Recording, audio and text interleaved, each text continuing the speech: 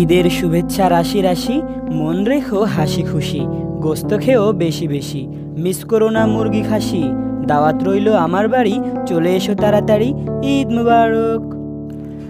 চিঠি দিয়ে নয়, ফুল দিয়ে নয়, কার্ড দিয়ে নয়, কল দিয়ে নয়, মনের গহীন থেকে মিষ্টি SMS দিয়ে জানাই তোমায় ঈদের শুভেচ্ছা, ঈদ মুবারক। পৃথিবী জুড়ে চলছে ঈদের উৎসব।